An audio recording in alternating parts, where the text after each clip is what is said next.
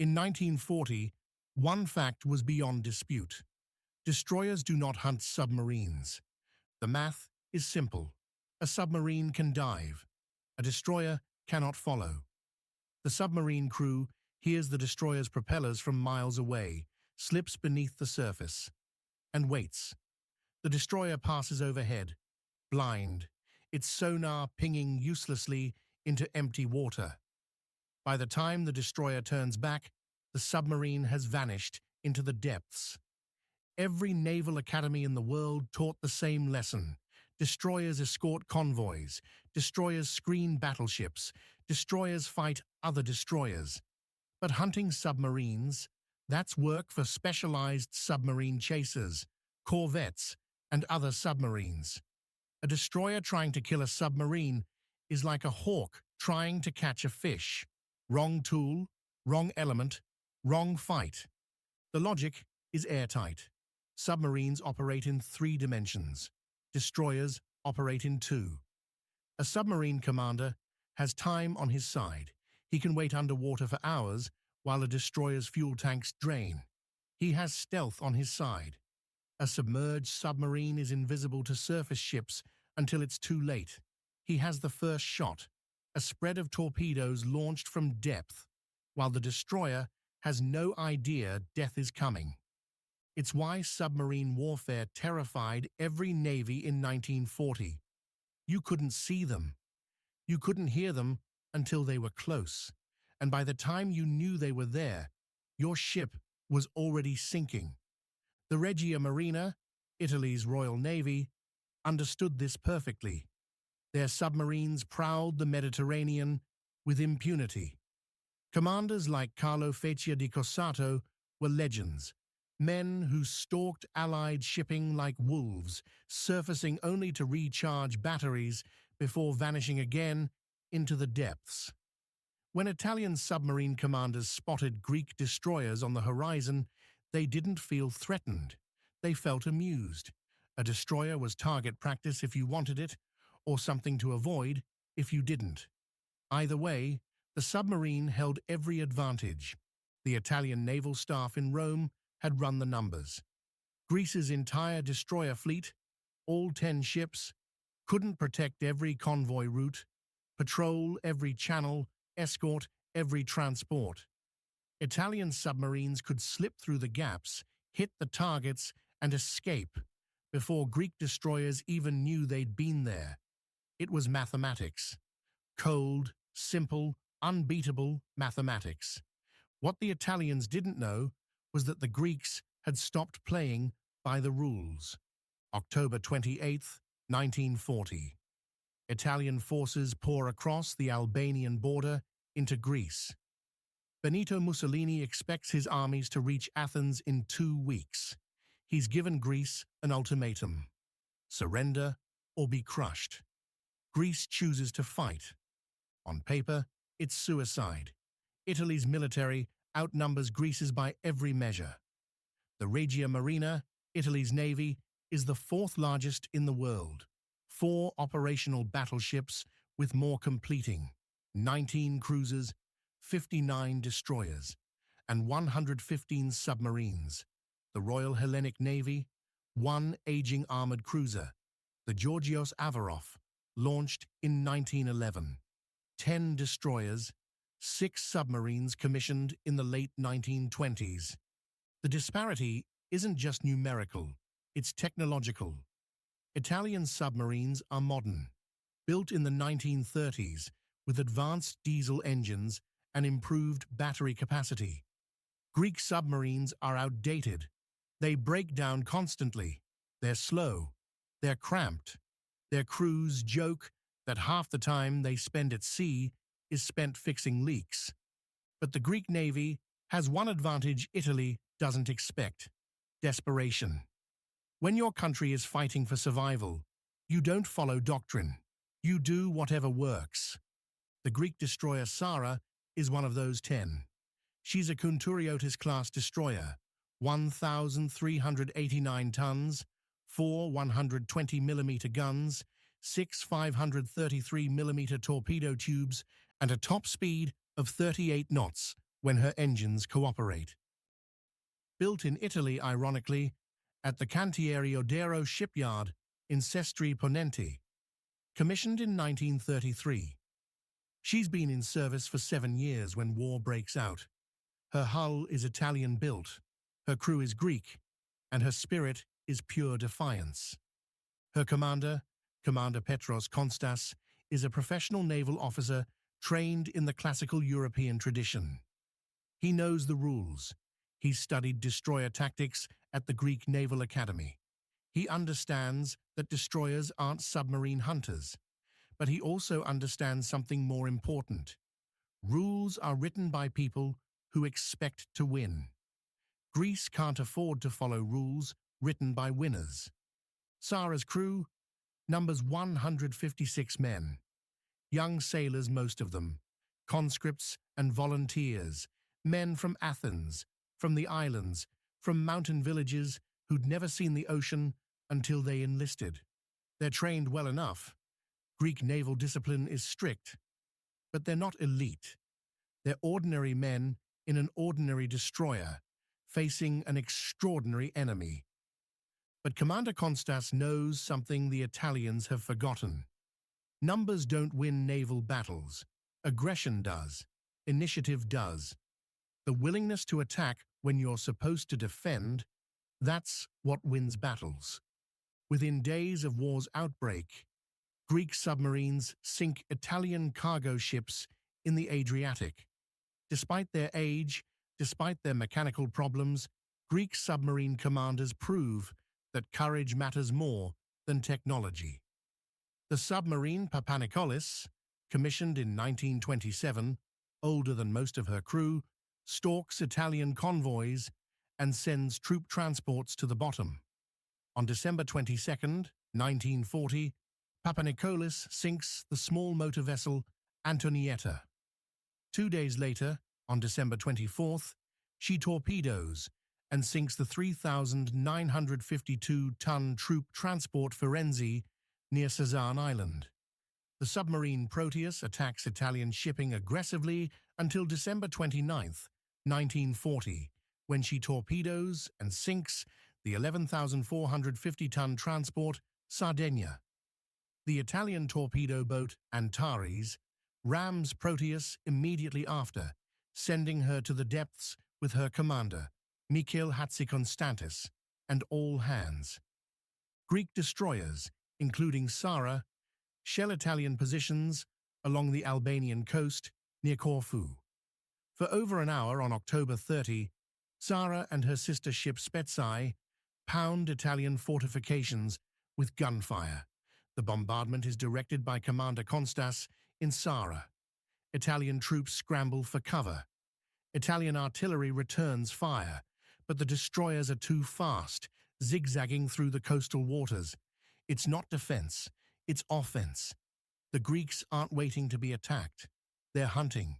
The raids continue. November 14th to 15th.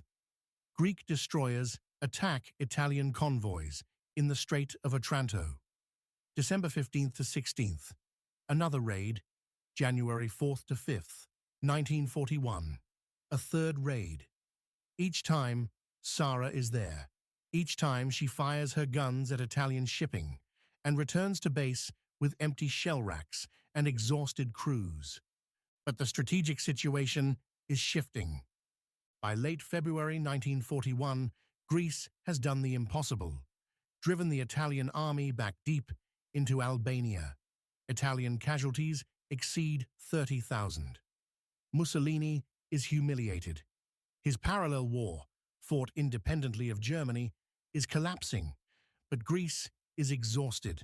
The army needs supplies, reinforcements, everything. Britain begins sending convoys from Alexandria to Greek ports in Piraeus and Salonika. Thousands of tons of ammunition, medical supplies, vehicles, food, artillery shells, boots, everything an army needs to keep fighting. And Italian submarines are waiting for them.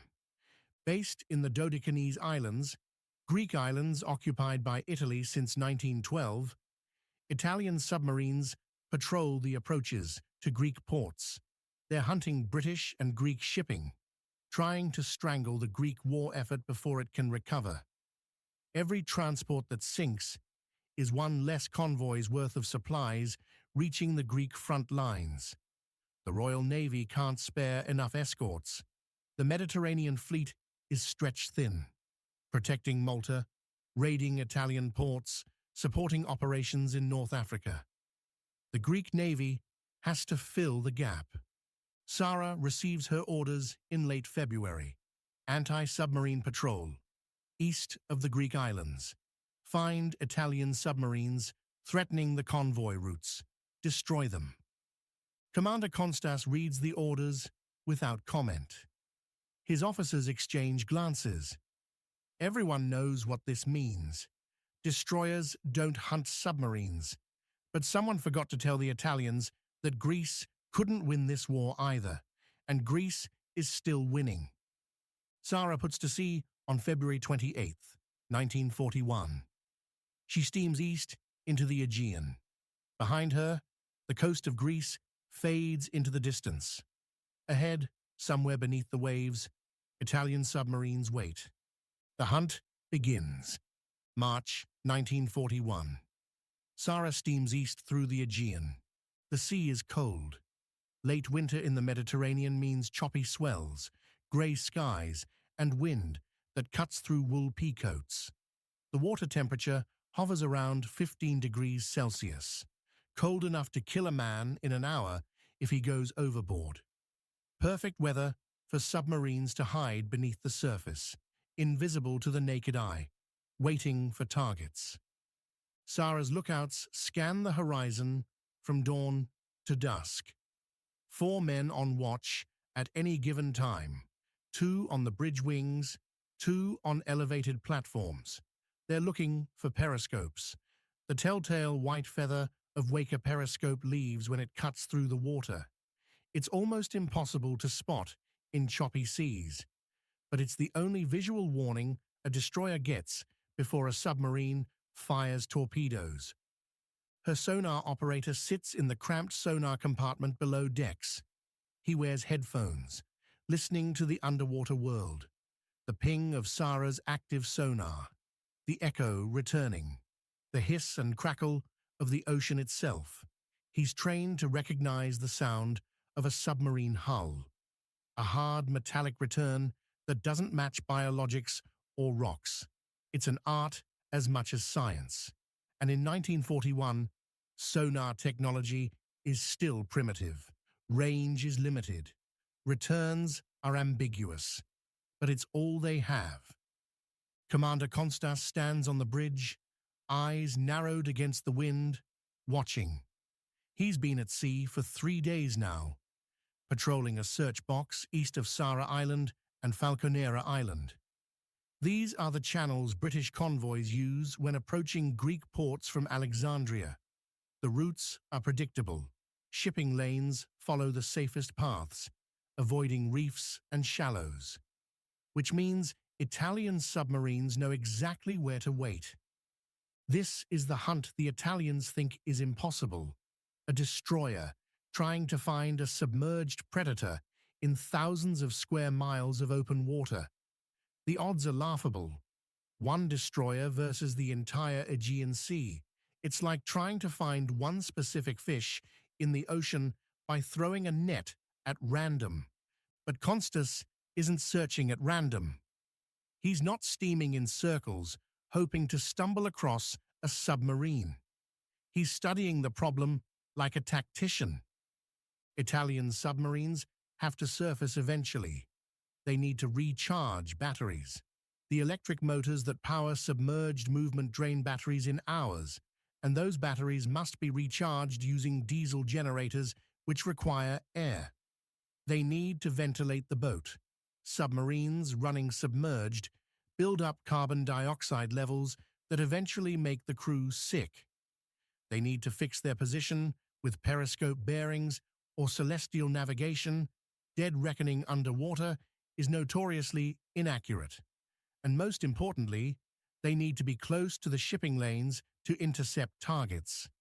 That limits where they can operate. An Italian submarine hunting British convoys won't patrol hundreds of miles from the convoy route. It'll position itself along the route, lurking at periscope depth, waiting for targets to appear. Which means Psara doesn't need to search the entire Aegean. She only needs to search the bottlenecks, the channels, the approaches. Psara prowls the waters between Psara Island and Falconera Island, back and forth, a racetrack pattern, dawn to dusk. Her crew stands watches in shifts, 4 hours on, 4 hours off. Fatigue sets in by the third day. Eyes burn from staring at horizons, ears ring from the constant engine noise. But they keep watching, keep listening. And then, on the afternoon of March 13th, 1941, contact. The sonar operator hears it first. A faint return. Something metal, something moving, something beneath the surface. He calls to the bridge. Contact, bearing 045, range 3,000 meters. Konstas is at the sonar shack in seconds. He leans over the operator's shoulder, listening to the audio feed through a second set of headphones. There it is, a hard return. Metallic, moving slowly, maybe 3 knots. It's not a school of fish. It's not a rock formation. It's a submarine. Konstas doesn't hesitate. He orders full speed. The destroyer surges forward, her twin screws biting into the water, her bow rising as she accelerates to 30 knots. Her bow cuts through the swells, spray flying across the deck.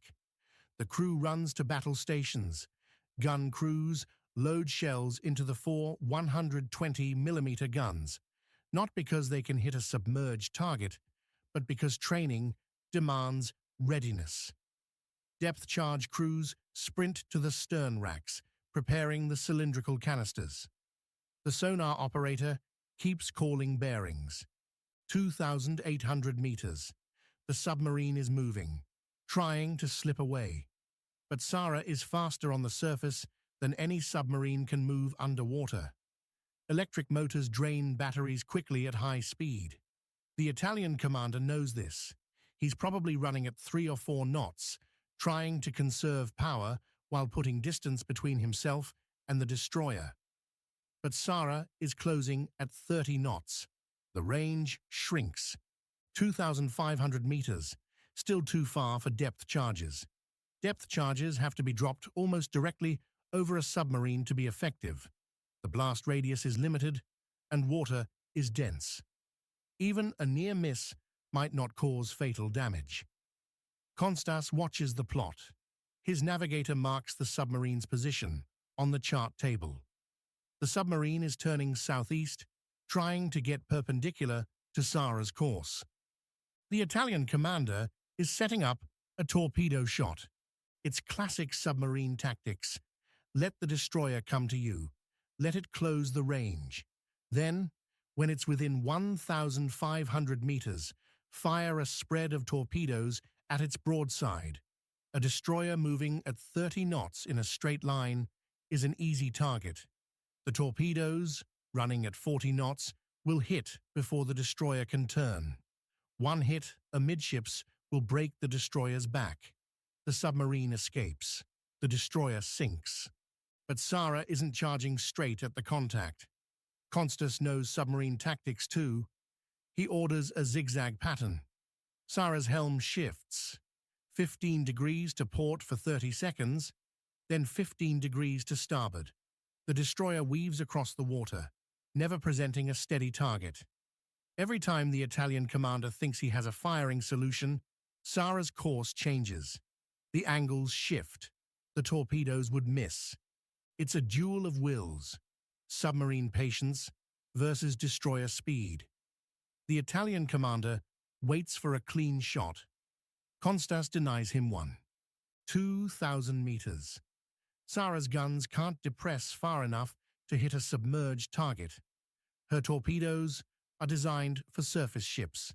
They run shallow, and a submarine at depth is below their reach.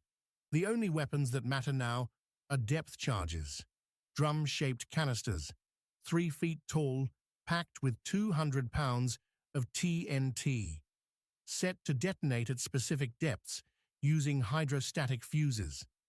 Roll them off the stern, let them sink, and hope the explosion is close enough to crush the submarine's pressure hull. 1,500 meters. The sonar contact is crystal clear now. The operator can hear the submarine's propellers, a rhythmic thrum, slow and deliberate. Whatever's down there isn't trying to hide anymore. It's trying to escape. The submarine commander has realized he's been outmaneuvered. He can't get a torpedo shot. He's burning battery power, and the destroyer is still coming. He's pushing his electric motors to maximum speed, trying to put distance between himself and the destroyer thundering toward him. But maximum submerged speed for an Italian submarine in 1940 is 8 knots. Psara is moving at 30. The math is brutal. 1,200 meters. Konstas makes his call. He orders the depth charges set to 50 meters. The depth charge crews spin the detonator dials on each canister. Not too shallow. The submarine can dive deeper if it sees the charges dropping. Not too deep. The blast needs to be close to the hull to cause damage. 50 meters is the sweet spot for a submarine trying to escape at moderate depth. 1,000 meters. The sonar operator loses contact. The submarine has ducked beneath a thermal layer, a boundary between water temperatures that bends sonar waves, or slipped into the acoustic shadow created by Psara's own hull noise. The pinging sonar can't penetrate the noise Psara herself makes. Her engines, her propellers, the rush of water along her hull. It's like trying to hear a whisper while standing next to a jet engine. But Konstas has the last known bearing. He's been tracking the submarine's course on the chart. He knows where it was 30 seconds ago. He knows its speed. He extrapolates. The submarine should be there, 100 meters ahead, 50 meters down, trying to sneak away beneath the thermal layer. He orders a pattern. 5 depth charges. Spread them across the submarine's probable course. 800 meters. Psara reaches the drop point. The depth charge crews stand ready. Konstas raises his hand. Waits. The destroyer's motion through the water carries her forward. He's calculating in his head. Distance, speed, the time it takes for a depth charge to sink. He drops his hand. The first depth charge rolls off the port stern rack, splashes into the Aegean. The second follows from the starboard rack. Then the third, fourth, fifth. The heavy cylinders tumble into the water, white splashes marking their entry. They sink fast. Gravity and 200 pounds of weight pull them down through the cold water. Psara steams away at full speed.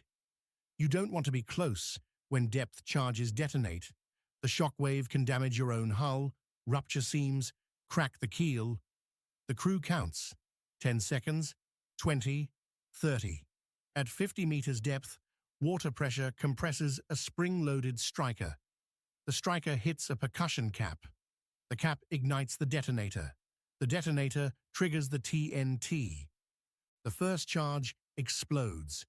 The detonation is visible on the surface, even though it occurs 50 meters down.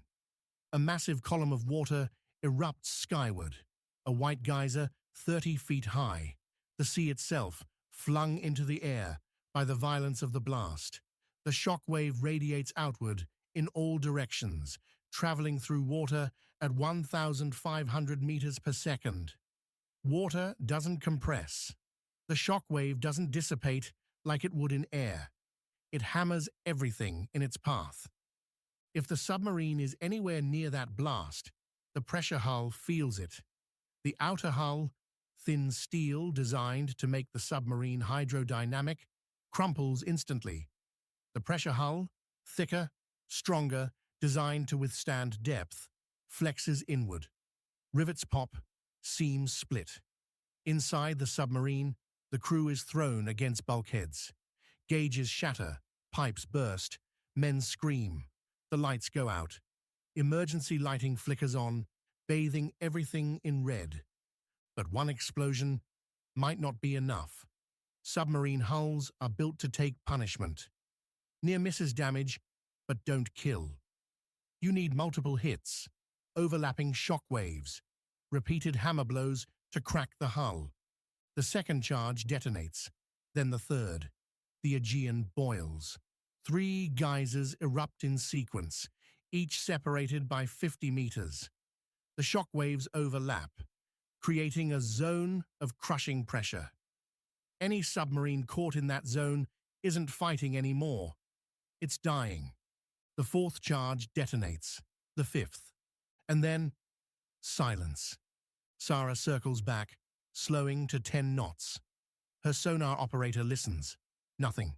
No propeller sounds, no movement, no metallic echoes, just the empty hiss of the sea. Konstas orders another pass. Psara sweeps the area, her sonar pinging, searching for wreckage, for debris, for any sign of what happened. And there it is. Oil. A slick spreading on the surface, dark and viscous, catching the afternoon sunlight. It's not engine oil from Psara. Her hull is intact, her fuel tank sealed. It's submarine fuel oil, diesel. Rising from beneath the water, forced to the surface by internal pressure. When a submarine's hull ruptures, everything inside escapes. Air, oil, debris. The oil rises fastest, and with it, pieces of debris, wood fragments, probably from bunks or interior partitions, cork, insulation from the submarine's inner hull, fabric, pieces of clothing, hammocks, anything fabric that floats, the fragments of a submarine's interior now floating on the surface because the submarine itself is no longer intact. The sonar operator reports one more sound, a distant groan of metal under stress. The submarine's hull settling, buckling as it sinks deeper, compartments collapsing under pressure. Then, nothing. The sound cuts off. The submarine has reached crush depth, or hit the bottom, or simply died. The submarine is gone. This is the kind of history that gets forgotten, not because it doesn't matter, but because nobody's telling it. If you believe these stories deserve to be remembered, hit that subscribe and like button. Every subscriber helps us keep rescuing these moments from obscurity. Psara's crew doesn't celebrate. They're professionals, men who understand that somewhere below them, Italian sailors are drowning or already dead, men who do their jobs without glory. They confirm the kill, mark the position on the chart, approximate coordinates near the islands, write the report, time of attack, 15:45 hours, method, depth charge pattern, result, probable kill, evidence of oil slick and debris. Konstas orders Psara to continue patrol, because there are more Italian submarines out there, more convoys to protect, more battles to fight. The destroyer steams away from the oil slick, leaving it to dissipate in the Aegean currents. In Athens, 2 days later, the Naval Ministry receives Psara's report. They verify the details. Cross-reference intelligence reports. Was an Italian submarine operating in that area? Are any Italian submarines overdue? The ministry cannot confirm the identity of the submarine, but the evidence is clear enough. The Naval Ministry announces it to the public. The destroyer Psara has accounted for an enemy submarine. The announcement is brief, factual, no theatrics. Just another victory in a war Greece is somehow, impossibly, still winning. Greek newspapers print the story. Below reports of the army's victories in Albania, below casualty lists, below appeals for war bonds. Greek destroyer sinks Italian submarine. A few paragraphs, a mention of Commander Konstas and Psara's crew, a reminder that the Greek navy is fighting, is winning, is refusing to surrender. But for Psara's crew, it's more than a victory. It's proof. Proof that destroyers can hunt submarines if they're willing to be aggressive, to think like hunters instead of escorts. Proof that the smaller navy, the outnumbered fleet, the underdog force can still kill if it refuses to play by rules written by the enemy. Psara returns to Salamis Naval Base on March 16th for resupply. Her crew gets 48 hours of shore leave. Konstas writes his after-action report in full detail. Pages of tactical observations, recommendations, lessons learned.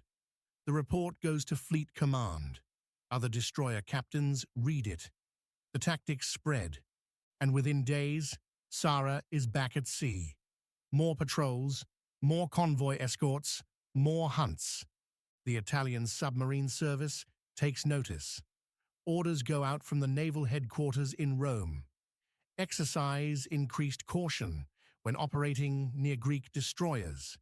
Captains who used to surface brazenly to recharge batteries near Greek waters now submerge immediately at the first sign of a destroyer on the horizon, unwilling to risk the same fate as their lost comrade. Patrol zones shift further from Greek islands.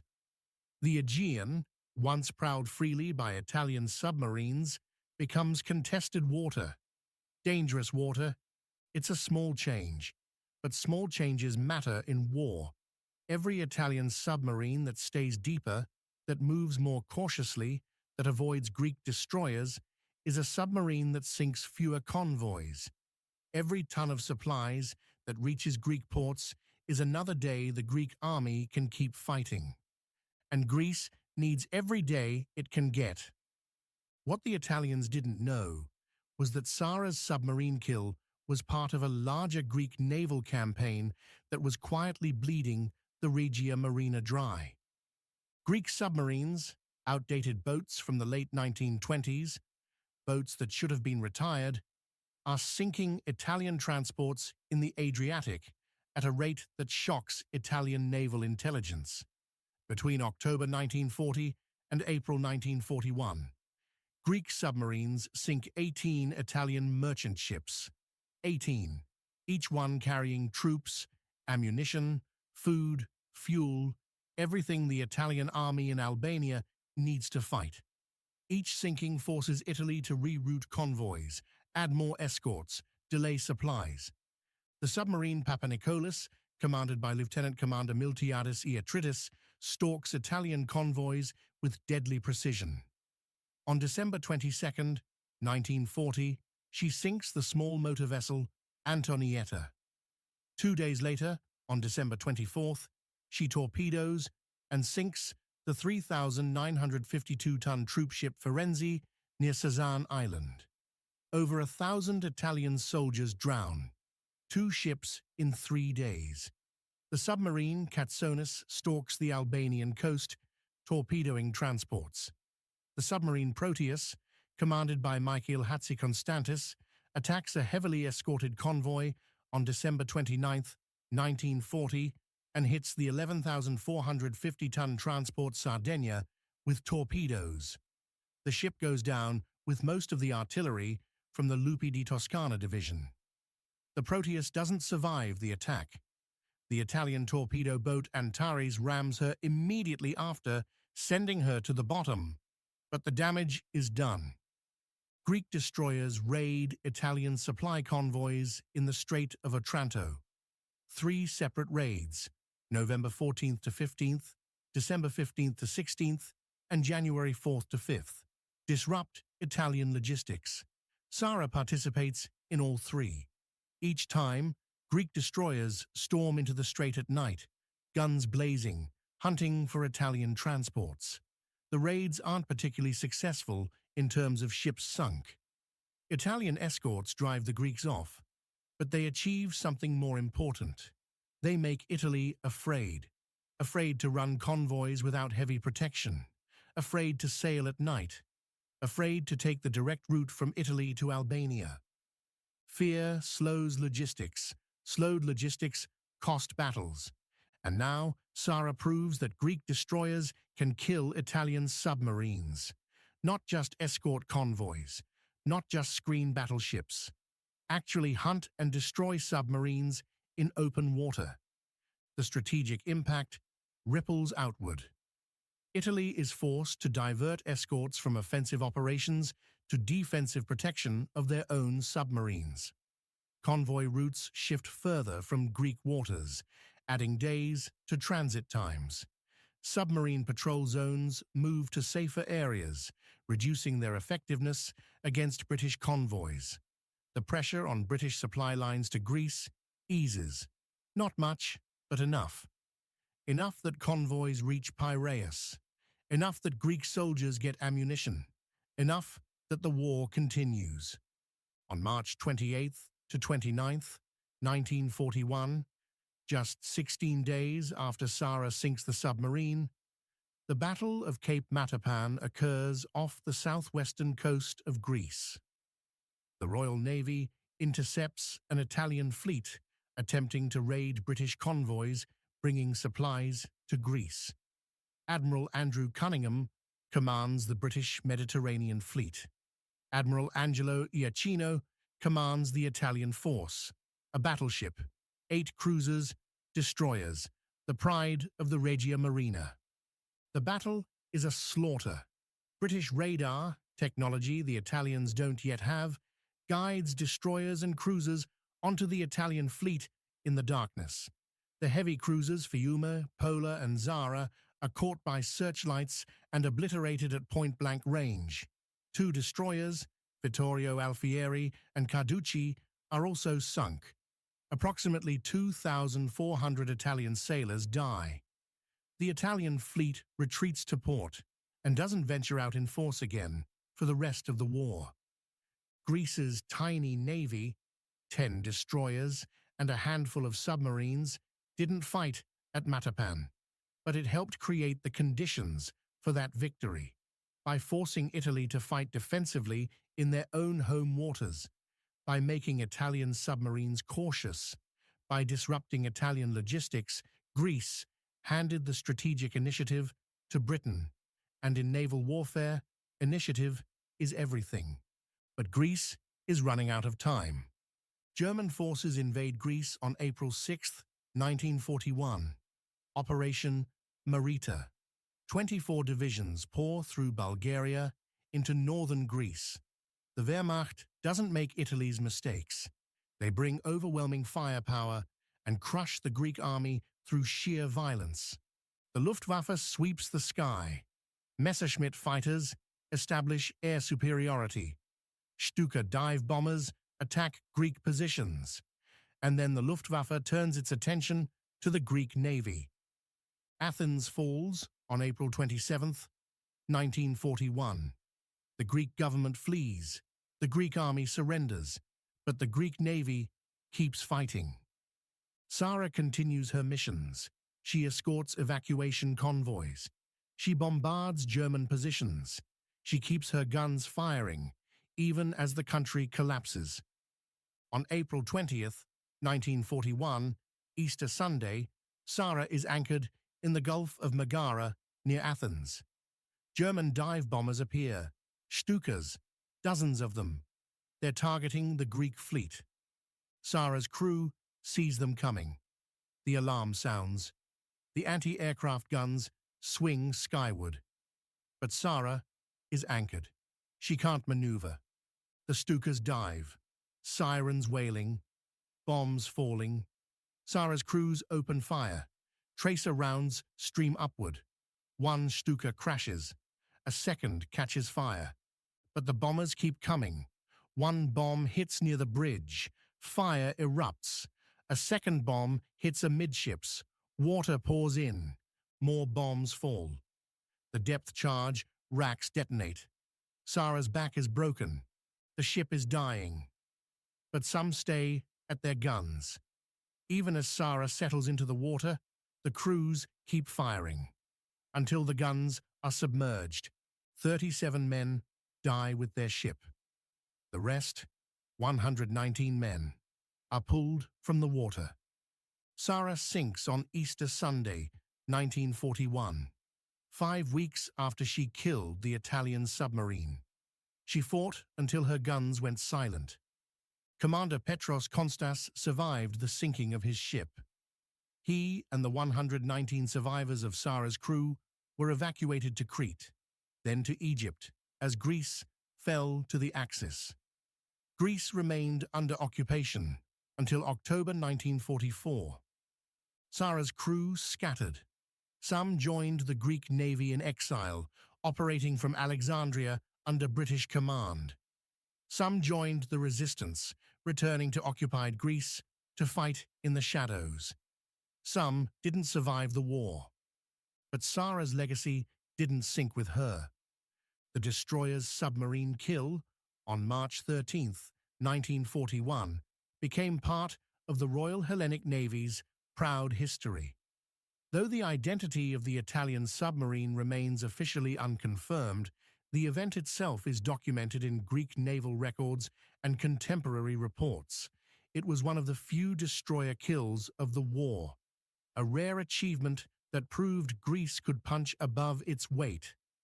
The tactics Psara used, aggressive patrolling, intelligent use of sonar, depth charge patterns based on predicted submarine courses, were studied by other navies. The British incorporated Greek destroyer tactics into their doctrine. After the war, the name Psara returned. 5 ships have carried the name in Hellenic Navy history. The 4th was the destroyer commanded by Petros Konstas, the ship that sank an Italian submarine and died on Easter Sunday, 1941. The 5th is a modern frigate commissioned in April 1998, HS Psara, pennant number F454, a MECO 200 warship displacing 3,200 tons, armed with Harpoon anti-ship missiles, Sea Sparrow anti-aircraft missiles, and torpedoes. She conducts anti-submarine warfare, the same mission her predecessor fought in 1941. Today, Psara patrols the Aegean, enforcing Greek sovereignty. She participates in NATO exercises.